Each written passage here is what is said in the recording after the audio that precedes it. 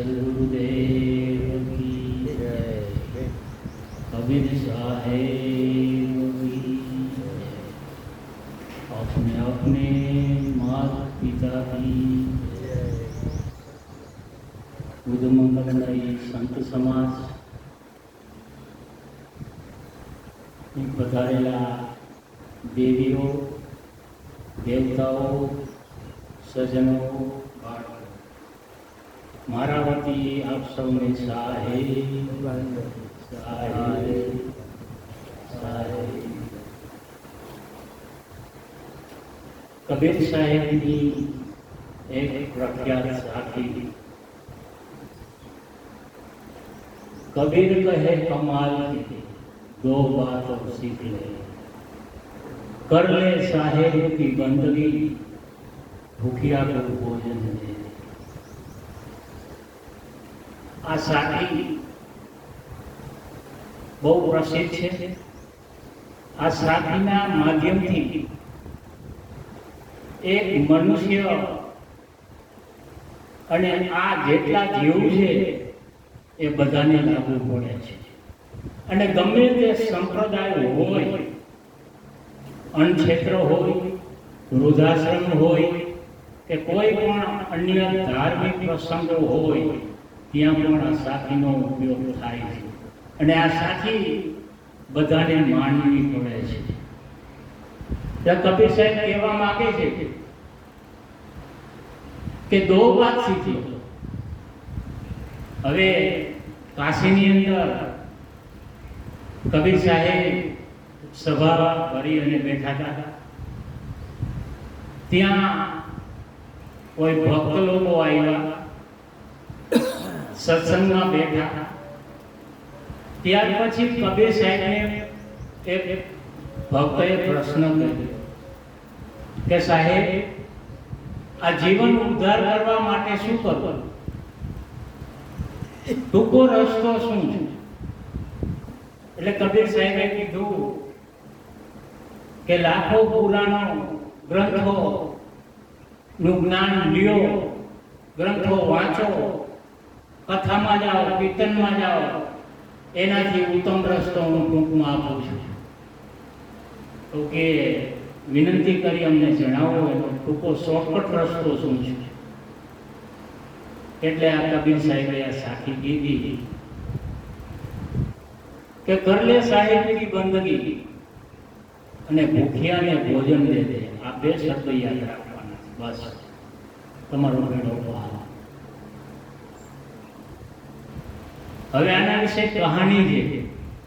આ કહાની હંમેશા કાલ્પનિક હોય છે, કાલ્પનિક છે, સત્ય નથી।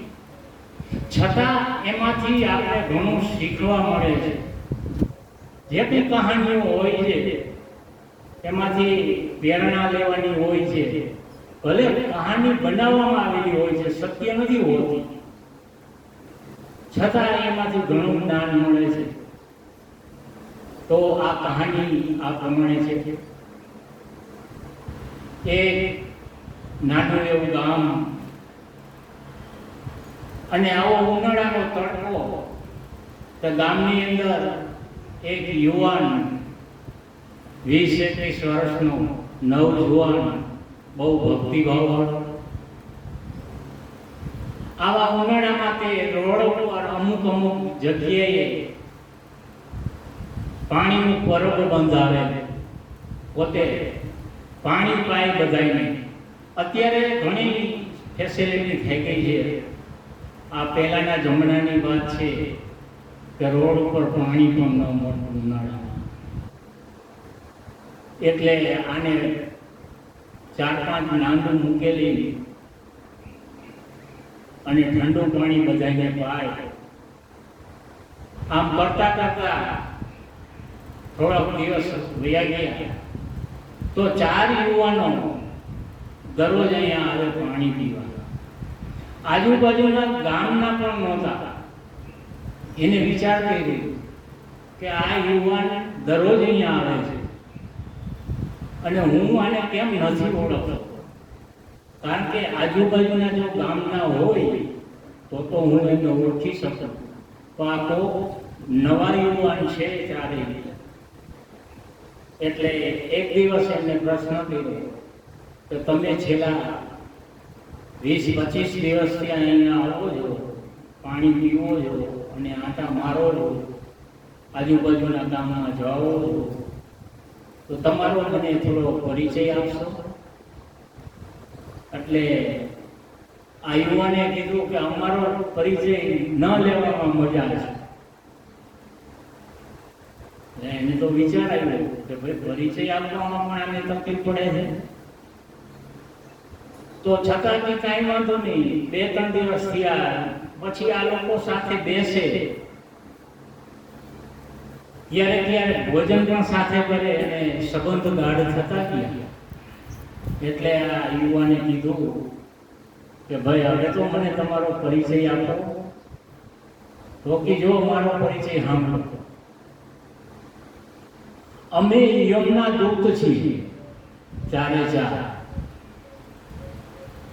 અહીં જે કંઈનો ટાઈમ થાય છે એટલે અમે એને અહીંયા જીવ લેવા આવીએ છીએ. એટલે વિચાર કર્યો કે યમના દૂત આશ્ચર્ય, તો કે તમારું કાર્ય શું છે? તો કે આજુબાજુમાં અમને ઉપરથી ઓર્ડર યમરાજાનો આવે એટલે અમે એનો જીવ લેવા નીકળી છીએ અને જીવ લઈને જઈએ છીએ. તો યુવાન સાથે આ ચારેયને દોસ્તી થઈ ગઈ, એકદમ નજીક આવી ગઈ. તો આ યુવાને યમના દૂતોને કીધું કે હવે તો તમે મારા મિત્ર છો, તો એક મારું કામ કરશો?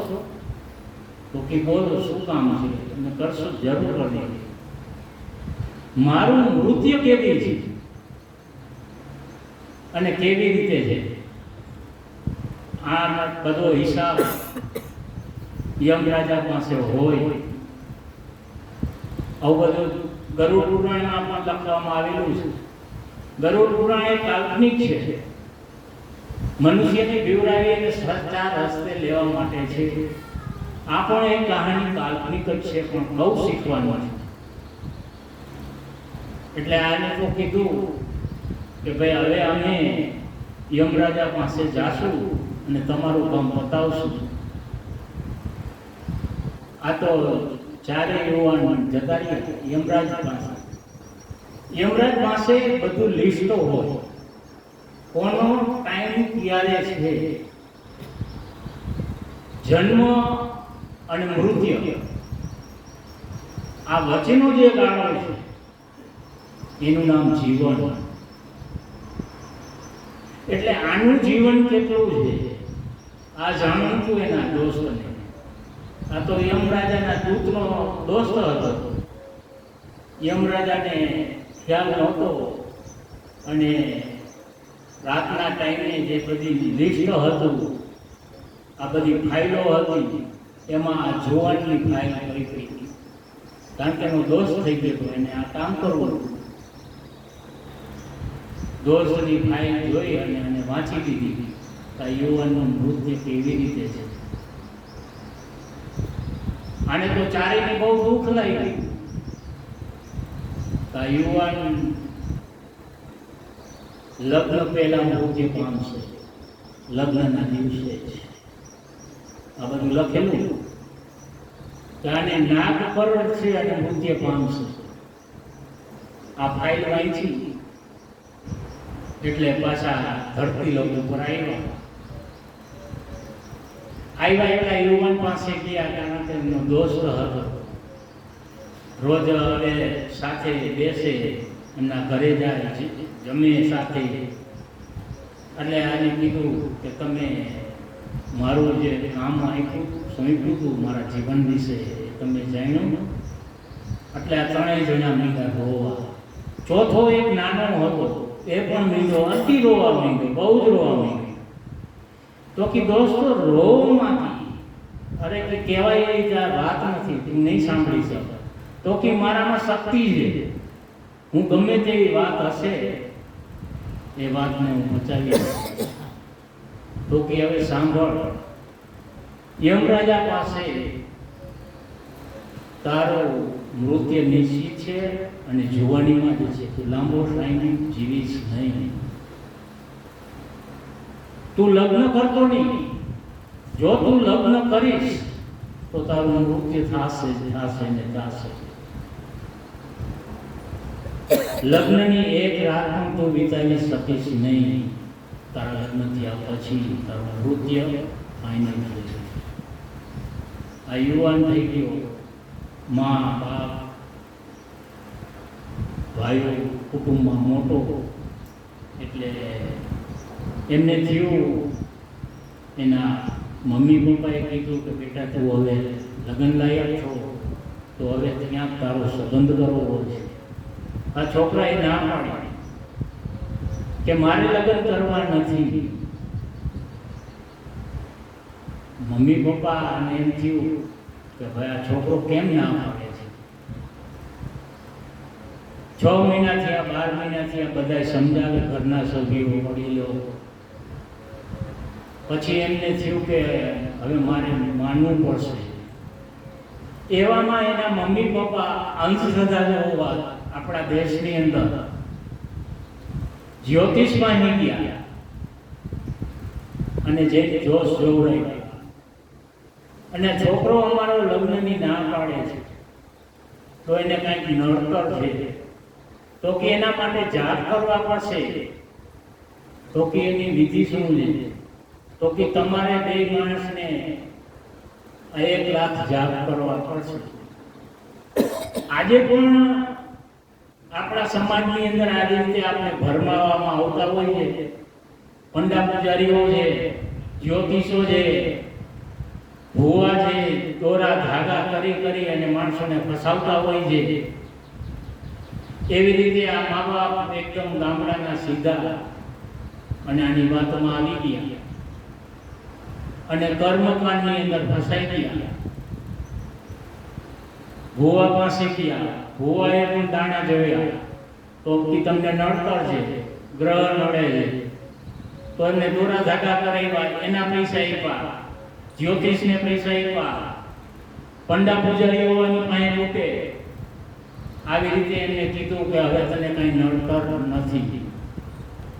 આવી રીતે ઘણા રૂપિયા આ લોકોના ધૂતાઈ ગયા અને આ છોકરાને હિંમત આવી કે ચાલો જે થાય તે મમ્મી પપ્પાનું માન રાખવું, જે મારું જીવન છે તે જ છે, એમાં કંઈ ફેરફાર થશે નહીં. આપણે જ્યારે જન્મીએ છીએ, જેમ જેમ આપણું શરીર મોટું થતું જાય છે તેની પાછળ મોત હોય જ છે. જન્મ અને મૃત્યુ એક સિક્કાની 2 બાજુ છે. જેમ શરીર મોટું થાય આગળ બધી પાછળ ને પાછળ મૃત્યુ ચાલુ જ છે. ત્યારે કાળ પકડશે, ત્યારે તમારા કર્મ પૂરા થશે અને તમારું મૃત્યુ થશે. એની કોઈ ગેરંટી હોતી નથી. બાકી મૃત્યુ નિશ્ચિત છે. આ યુવાન લગ્ન કરવા માટે તૈયાર થઈ ગયો. મા બાપના શબ્દ અને આજ્ઞાનું પાલનથી લગ્ન થયા. ધૂમધામથી મોટી પાર્ટી પ્લોટ રાખ્યા, લગ્ન કર્યા.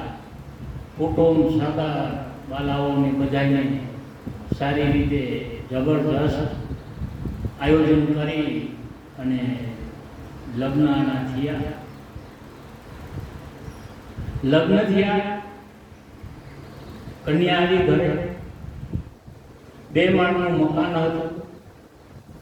બંને સાઈડ આવવા જવાના રસ્તા, સીડી 2 બાજુ ઉપર નીચે, સારા એવા ખાનદાન કુટુંબ સદર અને ખેતીવાડી પણ સારી. આખા ગામને આનંદ આવ્યો. દીકરાના લગ્ન બહુ સારી રીતે કર્યા. સંસ્કારી ઘરમાં બહુ પણ આવી. હવે બને છે શું? આ યુવાન છોકરો લગ્નના દિવસે જે દિવસ હતો તે દિવસે 11:30 વાગે તેમના ઘરે હતો.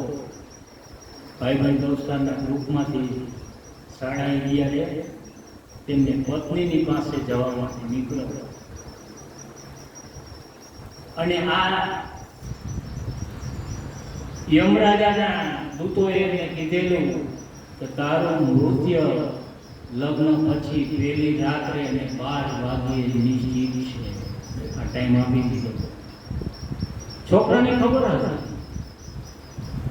એ દોરા ધાગામાં કંઈ માનતો નહોતો. એ તો આ યમના દૂતની વાત માનતો હતો, કારણ કે એને સાક્ષાત જોયું છે. લગ્ન થઈ ગયા, કન્યા ઉપર એક મોટો થાળ સજાવી અને બેઠી છે કે મારા પતિદેવ હવે આવશે, હું એમના સાથે આજે ભોજન કરીશ.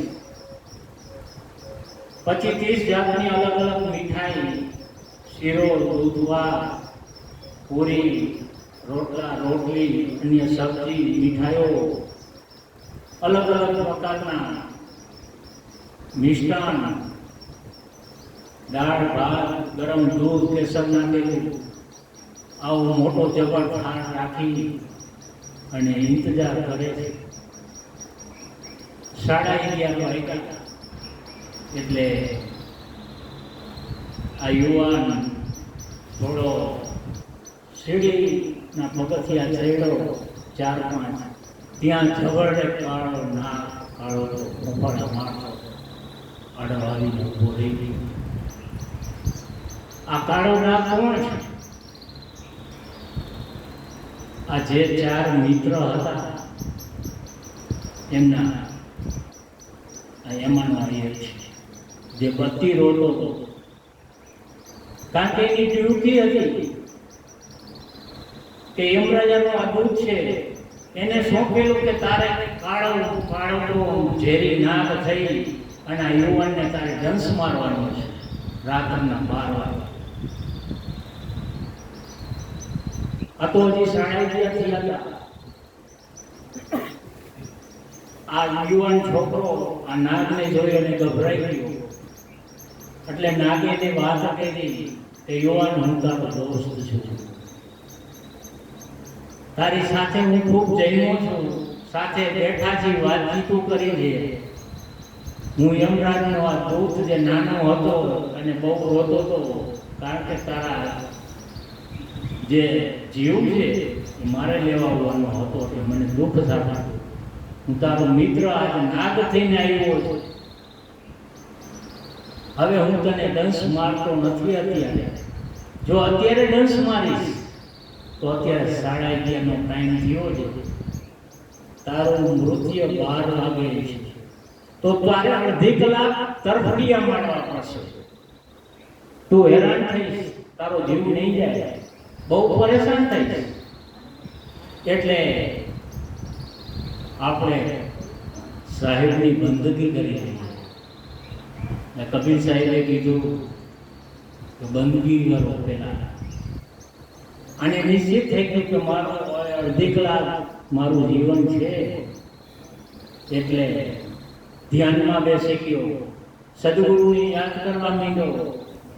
પોતાના જે જીવન છે એ બધું આંખો વીંચી એને જે સારા કર્મો કર્યા, ખરાબ કર્મો કર્યા એની સામે આવવા માંડ્યા અને એનો પછતાવો કરવા માંડ્યો અને બંદગી કરવા માંડ્યો. આ જોઈ અને એના મિત્રને થયું કે હજી 20 મિનિટ બાકી છે. 10 મિનિટ એને બંદગી કરી અને આ બે વાત કરે છે કે હું જે મિત્ર હતો તમારો એ હું તમને હવે દંશ દેવા માટે આવ્યો છું. આ વાત કાળ જે નાગ અને આ યુવાન એમની પત્ની રૂમના શેડીના કાંઠે બાજુમાં એક બારી હતી.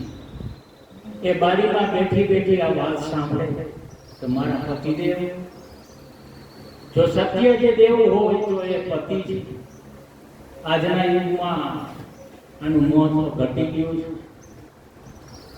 આ તો પ્રતિવતા હતી અને જોયું કે આ તો નાગની સાથે વાત કરે છે, આ કાળની સાથે વાત કરે છે. અને એને વાત સાંભળી કે હું તારો મિત્ર છું અને હું જીવ લેવા આવ્યો છું, તો હું તારો જીવ અત્યારે લેવા નથી માંગતો. આ બધી વાત આ કન્યાએ સાંભળી.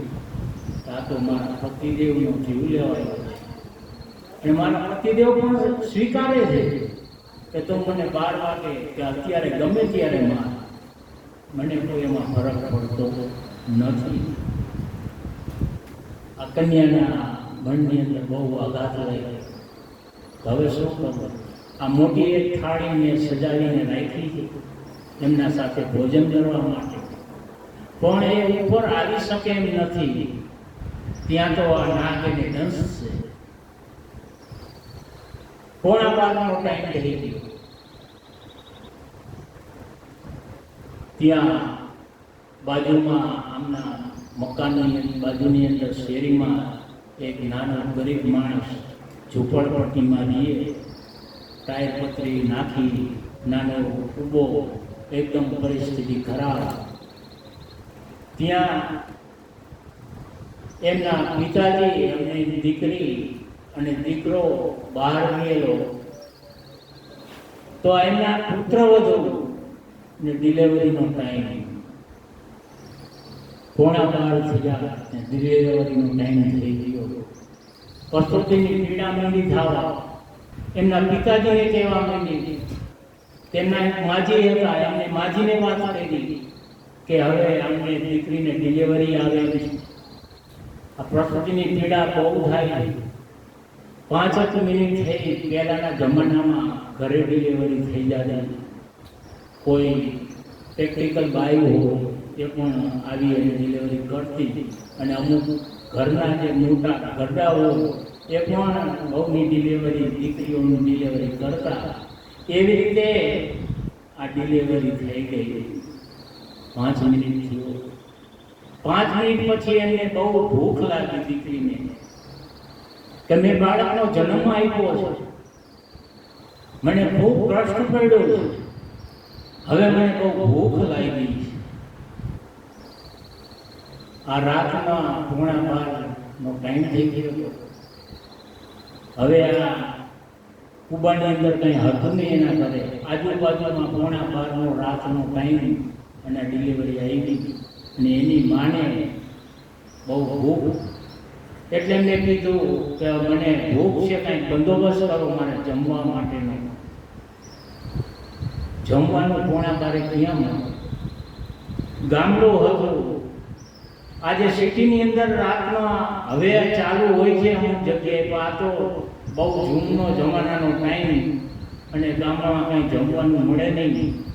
એટલે એમના પિતાજીએ બજારની અંદર ચોકમાં ગયા અને રાડું નાખે, જાગે છે કોઈ વ્યક્તિ તો મને ભોજનની એક થોડા આપો, મારી દીકરીને ડિલિવરી આવી છે અને બહુ ભૂખી થઈ છે. કોણ સાંભળે? નજીકમાં ગઈ શેરીની અંદર તો આ ઉપર જે કન્યા હતી, જે એના પતિદેવનો ઇંતજાર કરીને બેઠી હતી, તો એને સાંભળી વાત કે મારા પતિદેવનું મૃત્યુ 12 વાગે ફાઇનલ છે.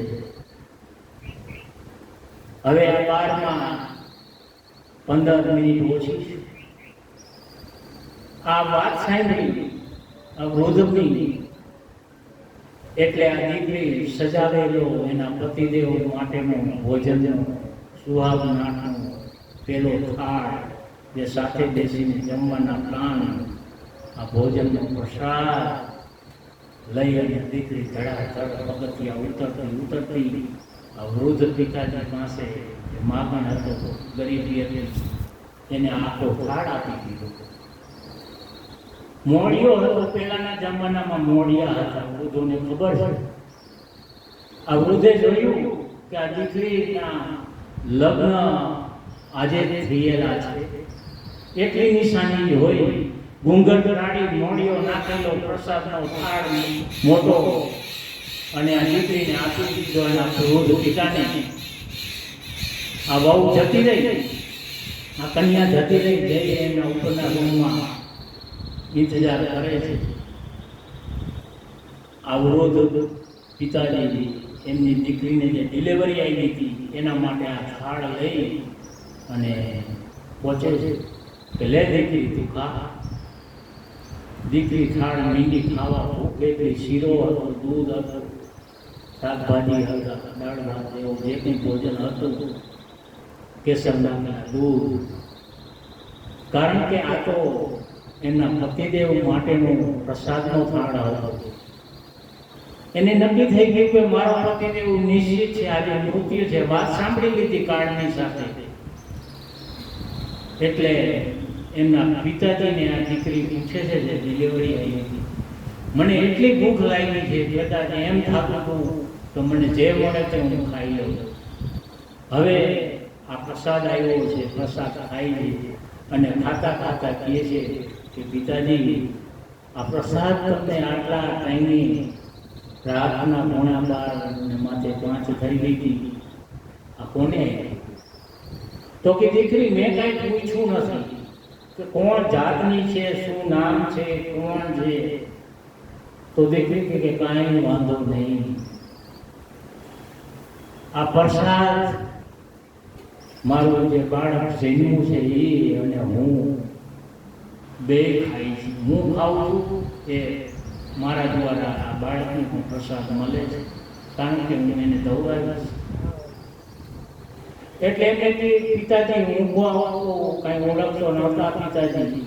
તો દીકરીએ અંતરના આત્માનો અવાજ નીકળ્યો કે જેને હું તો ઓળખતી નથી, મારા પિતાજી ઓળખતા નથી, પણ જેને આ પ્રસાદની થાળી આપી એ અખંડ સૌભાગ્યવતી બને. બસ આવા આશીર્વાદ આપ્યા અંતરના. અને આ દીકરી તો ઓળખતી નહોતી, પિતાજી ઓળખતા નહોતા. અને આ તો એના રૂમે હતી, બેઠી હતી. આવા આશીર્વાદ મળ્યા, કારણ કે બે જીવ બચી ગયા છે. જે આત્માનો અંદરના જે આશીર્વાદ હોય છે એની અસર ઘણી પડતી હોય છે. કારણ કે રામ ક્યાં છે? દિલ મેં ખોજી, દિલ મેં ही ખોજો રે ગરિમા રામ. રામ ક્યાંય બહાર નથી, રામ આપણી અંદર છે. અયોધ્યા પુત્ર દશરથની રાજાની વાત અહીંયા નથી. એ પણ એક આપણા જેવો મનુષ્ય હતો. એનામાં જે રામ હતો, કૃષ્ણમાં રામ હતા, હનુમાનમાં રામ હતા, એ જ રામ આપણામાં બધા જીવમાં છે. આ રામની વાત છે. આ આશીર્વાદ દીકરીના ભગવાને સાંભળ્યા. હવે જો ઘટના શું બને છે? ટાઈમ નજીક આવતો ગયો. કાળો તો નાગ થઈ એનો મિત્ર અને જે પાણી પાવા વાળો એનો મિત્ર બને વાતચીત કરે છે, ભજન કીર્તન કરે છે, બંદગી કરે છે. ટાઈમ નજીક આવતો જાય છે. 12ની અંદર 1 મિનિટનો ટાઈમ બાકી. ટાઈમ 12નો આપ્યો તો 1 મિનિટ બાકી છે. અને બોલો યુવાન જે નાગ થઈને આવ્યો હતો, જમરાજાનો કાળો મોટો નાગ, હેણદારી. અને જો 12નો ટાઈમમાં 1 મિનિટ હતી અને ધાડ દઈને ફૂફાડો મારે છે અને આ છોકરા ઉપર પ્રહાર થાય છે કે મિત્ર હવે હું તૈયાર છું, માર, મને મારી નાખ, મને કળતું. અને આ ફૂફાડો માર્યો, એક ફૂફાડો માર્યો. ત્યાં વિચાર કરે છે કે હવે આનું મૃત્યુ થઈ જશે, પણ આ યુવાન મરતો નથી. આ નાગને થયું કે આજે મેં કેટલાના જીવ લીધા છે. જે કર્મ હોય છે એના કોઈને કોઈ બાના રૂપે મૃત્યુ થતા હોય છે, આપને ખબર હોતી નથી. આ નાગ બની અને દૂત આવેલો, પણ યુવાનને અસર થઈ નહીં. બીજી વાર મોટી છલાંગ મારી, ફેણ મારી. એનામાં તાકાત હતી, કારણ કે ઉપરથી ઓર્ડર યમરાજાનો કે તારે આ યુવાનનું મૃત્યુ 12 વાગે કરી નાખવાનું છે અને એ જીવને લઈને તારે મારી પાસે આવવાનું. આ યમરાજનો ઓર્ડર. એનો મિત્ર હોવા છતાં આ બીજો ફૂફાડો માર્યો, છતાં આને ઝેર ચડતું નથી. અને યુવાન હસે છે અને વાત કરે છે કે યુવાન તારામાં તાકાત હોય એટલું જોર લગાવ. ઓલાને વિચાર આવ્યો કે આના પગ કદાચ પ્લાસ્ટિકના હશે, નકલી હશે. આજે એવા બનાવ બને છે. આ ધીરુભાઈ ઘણીવાર આવા જોક્સ કરતા હોય છે. અહીંયા એ વાત લેવાની નથી. અહીંયા સત્ય ધાર્મિક વાતો પર દ્રષ્ટાંત પર આવવાનું છે. એટલે આ નાગને વિચાર આવ્યો કે આનો પગ કદાચ નકલી હશે. આ બીજા પગ ઉપર એને ફેણ મારી, ઝેર ચડતું નથી. હવે આ નાગે વિચાર્યું કે હવે આને ડોક ઉપર હું પ્રહાર કરું. ડોકની ઉપર પ્રહાર કર્યો, કારણ કે ડોક ડુપ્લિકેટ ન બની શકે. આ જે પગ હોય છે પ્લાસ્ટિકના, એમાં પ્રહાર કર્યો પણ આ છોકરાને ઝેર ચડતું નહીં. છોકરો હસવા માંડ્યો. પછી આ નાગને એમ થયું કે હવે આને મોઢા ઉપર પ્રહાર ગાલે કરું. ગાલે, મોઢે, છાતી, પેટે મીંડો પ્રહાર કરવાના જોર જોરથી. અને યુવાન તો હસે છે. એટલે એને વિચાર આવ્યો. આ યુવાનને કીધું કે યુવાન મિત્ર, તું કેમ તારો જીવ નથી લઈ શકતો? તો કે આમાં કાંઈ નક્કી છે. મારી એક ફેણનો ઘા કદી ફેલ નથી થયો. આજે તારા ઉપર મેં કેટલા ફેણના પ્રહાર કર્યા, છતાં તને ઝેર મારું ચડતું નથી. કારણ કે 1 ફૂટ જેટલો જાડો હતો અને 15-20 ફૂટ લાંબો, અંદર દાંત એવા, ઝેર એટલું. કારણ આ કોનો નામ? આ તો એક યમદૂત, યમનો આવેલો આ નાગ બનાવીને જીવ લેવાયો. અને વિચાર કર્યો કે કાંઈ પોતાના કર્મની અંદર ગરબડ છે. તો કે મિત્ર, કેમ તું મને મારી શકતો નથી? 12નો ટાઈમ વીતી ગયો છે. તો કે નક્કી આમાં કંઈક ઘટના બનેલી છે કુદરતી. હું તને નહીં મારી શકતો. હવે આનું કારણ મારે જાણવું છે. મારે હવે યમરાજા પાસે જવું પડશે. આ યુવાન નાગ પાછું રૂપ બદલી અને યમરાજા પાસે ગયો. યમરાજાને જે વિનંતી કરી, યમરાજા, જે તમે મને કામ સોંપે કે યુવાનનું મારે નૃત્ય કરવાનું, એનો જીવ લઈને આવવાનું, એ શક્ય થયો નથી. એનું કારણ યમરાજા કે મને પણ આનું કારણ સમજાતું નથી. હવે આ તો બ્રહ્માજી પાસે જવું પડશે. એને હું જઈને કહું કે ભાઈ આ કારણ શું છે? આ યમરાજા અને આ એમનો સાથી બંને બ્રહ્મા પાસે જાય છે અને જઈ એને વિનંતી કરી કે અમે આ યુવાનનું નૃત્ય કરવા માટે તારીખ લખેલી હતી, ઓર્ડર કાઢેલો હતો એનો ચીઠી નૃત્યનો, પણ એની સામે જીવ લેવા મોકલેલા અમારા દૂતને નાગ બની, છતાં ખૂબ એના ઉપર પ્રહાર કર્યા, કરડ્યા, છતાં એને ઝેર ચડ્યું નહીં. તો આનું કારણ શું? અમે ખૂબ પ્રયત્ન કર્યો. ત્યારે બ્રહ્માજી કહે છે, આ કબીર સાહેબના શબ્દ કે ભૂખ્યા કો દાજ દે. જે આ કન્યા હતી અને બીજી બાજુ જે બીજી એક સ્ત્રી હતી, જે ગર્ભવતી માં હતી, જેને ડિલિવરી આવી, બાળકનો જન્મ થયો, એ ભૂખી હતી. આ થાળી આ કન્યાએ આ ડિલિવરી આવેલી બાઈને સોંપી અને એને જમાડી દીધું. એટલે આ બ્રહ્માજી પણ હલી ગયા. એના અંદરના આત્માનો અવાજ સાંભળી અને એનું નૃત્ય બ્રહ્માજીએ કેન્સલ કરાવી નાખ્યું. કે યુવાન 100 વર્ષ જીવશે. આ આશીર્વાદ આપી દીધા. આ આશીર્વાદના કારણે આ યુવાનનું નૃત્ય થતું નથી અને પાછો ધરતી લોકો પર આવે છે એના મિત્ર પાસે અને કહે છે કે યુવાન, હું તને મારી શક્યો નહીં. યમરાજા તને બચાવી શક્યા નથી. હવે બ્રહ્માજી બચાવી લીધો છે તને. અમે બે તો પ્રયત્ન કર્યો, પણ મેં બ્રહ્માજી એમને તારું નૃત્ય કેન્સલ કર્યું છે અને તારી ઉંમર 100 વર્ષની કરવામાં આવે છે. આનું તો કારણ શું છે? તો કે તારી પત્ની જે તારા માટે જમવા માટે બેનો થાળ રાખ્યો હતો એ ભૂખિયાના પેટને જે અંતર્મહાત્મા ઠાયરો છે એને જમાડી દીધા. એટલે બ્રહ્માજી પરિવર્તન કરી નાખ્યું છે. તારો જીવ નહીં પણ તારી આયુષ લાંબી આપી દીધી છે. એટલે હંમેશા બને તેટલું ફૂલ નહીં તપાસી થોડું ગમે તેટલું દાન જીવતા જીવમાં કરો. નિર્જીવ મૂર્તિમાં કાંઈ મળશે નહીં. જળની પૂજા કરશો નહીં, ચેતનની પૂજા કરો. મનુષ્ય હોય, ગાય હોય, પશુ હોય, પંખી હોય, કોઈ પણ જીવ હોય તો જીવની અંદર રામ રમી રહ્યો. તો આ શબ્દની સાથે હું અહીંયા મારી વાણીને વિરામ આપું છું. આપે શાંતિથી સાંભળ્યો એ બદલ આપનો ખૂબ ખૂબ ધન્યવાદ. બોલીએ સદગુરુ કબીર સાહેબ કી જય.